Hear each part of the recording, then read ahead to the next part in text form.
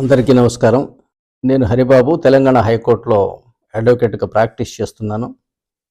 రాజ్యాంగం విషయంలో జరిగిన దురవగాహన, దురుపయోగం, దుర్వినియోగం విషయాలు ప్రజల దృష్టికి తీసుకురావాలనే అభిప్రాయంతోటి ఈ వెబ్ సిరీస్ ప్రారంభించడం జరిగింది. గత వీడియో వరకు మనం రాజ్యాంగ పీఠిక ద్వారా రాజ్యాంగం హామీ ఇచ్చినటువంటి జస్టిస్, న్యాయము అనే విషయం మీద మనం చర్చ జరిపాం. తరువాతది ఈరోజు మనం చర్చించబోయేది స్వేచ్ఛ. స్వేచ్ఛ అనగానే అందరూ కోరుకునేది, అందరికీ తెలిసింది, అందరూ ఉపయోగిస్తున్నది ఏమిటి అంటే వాక్ స్వాతంత్రం. ఈ వాక్ స్వాతంత్రం కూడా ఒక హద్దులు దాటి ఇతరులను నిందించటం, దుర్భాషలాడటం వరకు కూడా జరుగుతున్నది. కానీ ఏం చేస్తాం దాని గురించి చట్టబద్ధంగా చర్య తీసుకోవాలంటే ప్రభుత్వాలు నిమ్మక నీరెత్తినట్టుగా ఉన్నాయి. ఇక చట్ట వ్యవస్థలో కంప్లైంట్ చేయాలి అంటే కొండను దవ్వి ఎలికను పెట్టినట్టుగా ఉంటుంది. అందువల్ల ఆకతాయిలు ఈ రోజున చాలా దుర్భాషలాడుతున్నారు ఇతర కులాలని. వాక్ స్వాతంత్రం ఉంది అనే భావనతో ఒకటి, మాకేదో చట్టబద్ధమైనటువంటి రక్షణలు ఉన్నాయనేటువంటి మరొక దురభిప్రాయం. అసలు ఈ స్వేచ్ఛ అనేది ఏమిటి? మనకు రాజ్యాంగ పీఠిక ప్రసాదించినటువంటి స్వేచ్ఛ ఏమిటంటే భావ స్వాతంత్రము, భావ ప్రకటన స్వాతంత్రము, నమ్మకాలు, విశ్వాసాలు, ఆరాధనకు సంబంధించినటువంటి స్వేచ్ఛ. భావ ప్రకటన పర్వాలేదు, మనసులో ఏం ఆలోచన చేసుకున్నా అది బయటికి రానంత వరకు ఏ బాధ లేదు. అలాగే భావ ప్రకటన స్వాతంత్రం. భావ ప్రకటన విషయం వచ్చేసరికి ఏమిటి అంటే ప్రకటించవచ్చు కానీ ఇతరులను గాయపరచటానికి కాదు. అది భారతీయ న్యాయ సంహిత కింద నేరం కూడా.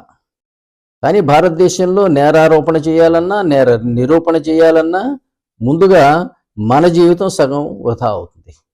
అందువల్ల ఆకతాయిలు చాలామంది ఈవెన్ సోషల్ మీడియా సాక్షిగా ఇతరులను దుర్భాషలాడుతున్నారు. అట్లాగే మీకు నమ్మకాలు, విశ్వాసాలు, ఆరాధన ఇవి కూడా మన రాజ్యాంగ హక్కులు. నమ్మకం అంటే ఏమిటి? మనం కొంతవరకు వాటిని విచారించి ఏదో కొన్ని ప్రూఫ్లు దొరికితే మరీ అంతకన్నా లోతుగా వెళ్లకుండా మనం అవి సరైనవే అని ఇష్టపడటానికి అంగీకరించిన విషయాలను నమ్మకాలు అంటాం మనం.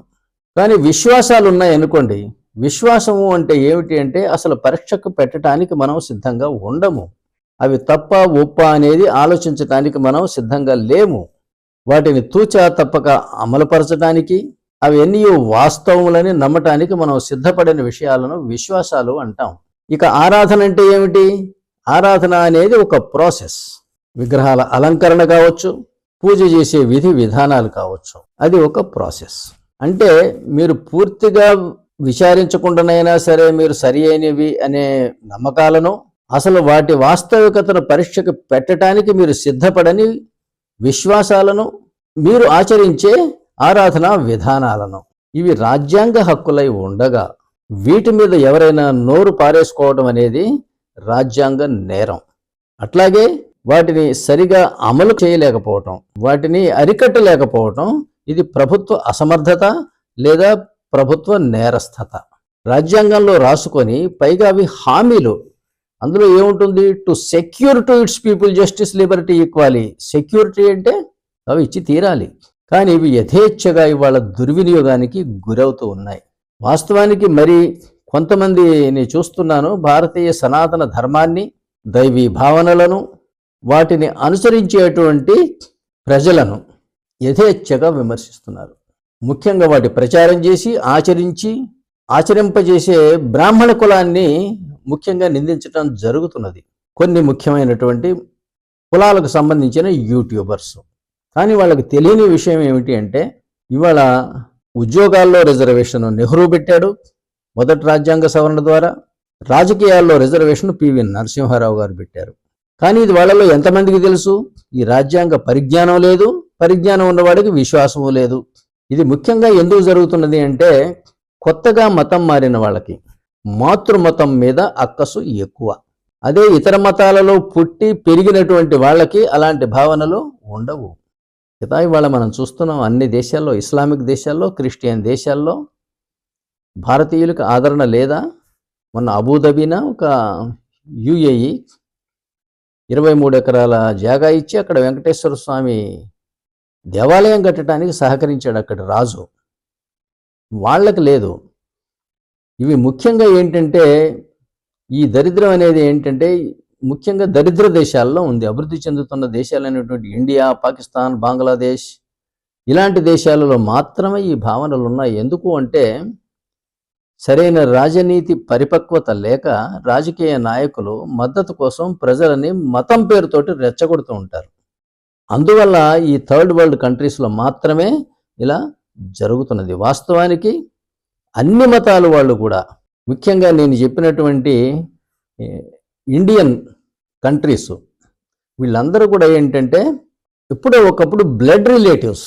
వాళ్ళ మానసిక స్థితి మారింది, వాళ్ళ దేవుడి పట్ల విశ్వాసం మారింది తప్పితే వాళ్ళ ఒకప్పుడు అందరూ ఒకే జాతికి చెందినటువంటి, ఒకే జీన్స్ కలిగినటువంటి జాతి ఇది. పొరుగు దేశాలు ఇవాళ మనం విడిపోయినప్పటికీ అన్నదమ్ముల్లాగా ఆ అభిమానంతో ఉండవలసింది బదులు శత్రుత్వాలు ఎందుకుంటున్నాయి అంటేనేమో సరైన రాజనీతిజ్ఞ పరిపక్వత లేని రాజకీయ నాయకులు తమ సపోర్టు కోసం ప్రజలని మతం పేరుతో ఏకం చేసే ప్రయత్నం చేస్తున్నారు. దానికి తోడు దరిద్రం, వసతుల లేమి, విద్య, వైద్యం, ఆహారం, గృహవసతి వగైరా ఇవన్నీ లేని పేదరికం. ఈ పేదరికాన్ని ఆసరా చేసుకొని ప్రజలను రెచ్చగొట్టి రాజకీయ నాయకులు తమ పబ్బం గనుక గడుపుకోకపోతే మతాల మధ్య ఇలా శత్రుత్వాలు ఉండవు. ఈరోజు మనం రాజ్యాంగ హామీలలో న్యాయము అన్న మాటలోని సామాజిక, ఆర్థిక, రాజకీయ న్యాయాలు మాట్లాడుకున్నాం.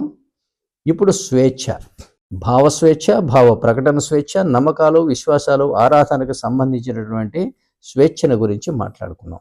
మరుసటి వీడియోలో మూడవ ఆదర్శమైనటువంటి ఆపర్చునిటీస్ అంటే అవకాశాలు, equality of status and of opportunity, హోదాలోను మరియు ప్రభుత్వ ఉద్యోగాలలోనూ కూడా సమాన అవకాశాలు, దాని గురించి మనం చర్చించుకుందాం.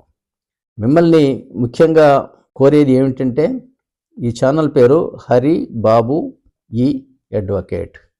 ఈ ఛానల్ని దయచేసి సబ్స్క్రైబ్ చేయండి, షేర్ చేయండి, ఈ వీడియోల మీద కామెంట్ చేయండి. మీ విలువైన కామెంట్స్ మీద నేను సమాధానాలు ఇవ్వటానికి కూడా సిద్ధం.